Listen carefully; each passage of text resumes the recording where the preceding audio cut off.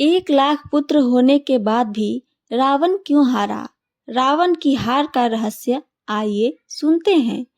सुनने से पहले चैनल को सब्सक्राइब और वीडियो को लाइक करना ना भूलें। साथ साथ अपना कमेंट भी हमें पूरा सुनकर जरूर बताएं। आइए अब सुनते हैं। 1 लाख पुत्र और 1.25 लाख नाती, ती रावण घर दिया न बाती। 2.25 लाख की जनसंख्या अगर किसी के सामने खड़ी हो जाए तो उसकी तो जमानत ही जब्त हो जाएगी। उसके सामने कौन लड़ सकता है, कौन भीड़ सकता है। लेकिन स्थिति क्या हुई? तुलसीदास जी ने कबीर जी महाराज की वाणी का समर्थन करते हुए कहा है, जिसे आइए सुनते हैं। जगत विदित तुम्हारी प्रभुताई, सुत परिजन बल बरनी न जाई। राम विमुख असहाल तुम्हारा, रहा न को कुल रोव निहारा। कुछ दिनों पहले मंदोदरी समझा रही थी और आज रावण की लाश पर मत्था टेक कर रो रही है। कहा, आपने मेरी बात नहीं मानी। अरे मैंने तो आपको उस स्थिति में देखा जब आप चलते थे तो पृथ्वी कांपती थी। आप बोलते थे तो पवन का वेग रुक जाता था। पत्ते झड़ने लगते थे, पत्ते भी वृक्ष से गिरने लग जाते थे। सूर्य की गति रुक जाती थी। लेकिन आज बड़ी ही विडंबना है कि आप अनाथ की तरह पृथ्वी पर पड़े हुए हैं। काक कंक लय भुजा उखारी, एक ते छीनी एक लय खाही। अब तव सिर भुज चंबुक खाई, राम विमुख यह अनुचित नाई। और थोड़ी देर में मंदोदरी ने देखा एक कौवा आया और रावण की भुजा को खींच कर ले गया। और देखा दूसरी तरफ से जो कौवा आ रहा है वह उससे भुजा खींच कर ले गया। कुत्ते आते हैं, वो टांग खींच कर ले जाते हैं। गिदड़ नोच नोच कर खा रहे हैं। जिस रावण के सामने अग्नि, चंद्रमा और सूर्य सब तेजहीन थे, जिसने अपनी भुजाओं के बल से काल को भी जीत लिया था, वह आज अनाथ की तरह पृथ्वी पर पड़ा हुआ है।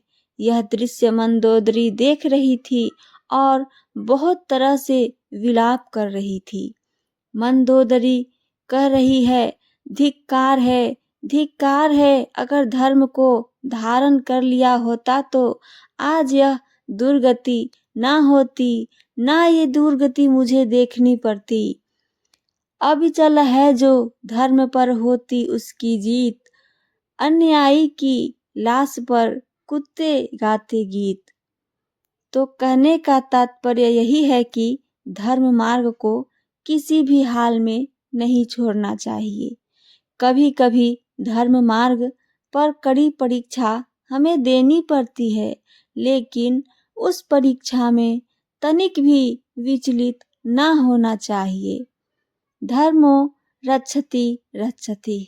अगर आप धर्म को धारण किए हुए हैं तो एक बार तो शस्त्र भी फेल हो जाता है, संपत्ति भी फेल हो जाती है, लेकिन धर्म आपको कभी भी धोखा नहीं दे सकता है।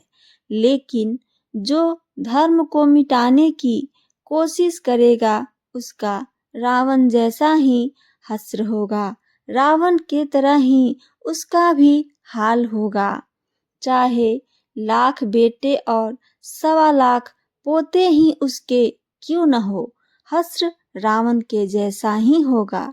ये सब सुनने के बाद क्या निष्कर्ष आता है, आइए आगे वो भी सुनिए।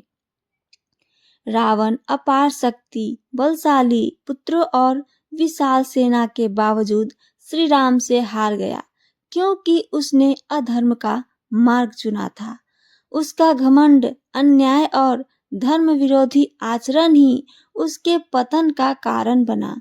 धर्म से विमुख होने के कारण उसका वंश समाप्त हो गया और अंततः उसकी लाश पर कुत्ते और गिद्ध का भोज बन गया। कुत्ते और गिद्ध आकर उसे नोच नोच कर खाने लगे। तो इससे हमें क्या सीख मिलती है, आइए वो भी सुनते हैं। पहला, धर्म ही परम बल है। जो धर्म का पालन करता है वही सच्ची विजय को प्राप्त करता है। दूसरा, अधर्म का अंत होना निश्चित है। चाहे कितनी भी शक्ति क्यों न हो, अन्याय और अधर्म करने वाला अंततः नष्ट हो ही जाता है। तीसरा, घमंड का द्वार है पतन। अहंकार व्यक्ति को अंधा कर देता है। उसे अपने अहंकार में कुछ नहीं दिखता और उसे विनाश की ओर लेकर जाता है। चौथा, सही मार्ग पर अडिग रहना चाहिए। कठिनाइयां आएंगी लेकिन धर्म का मार्ग ही अंततः विजय दिलाता है। धर्मो रक्षति रक्षति। जो धर्म की रक्षा करता है, धर्म उसकी रक्षा करता है।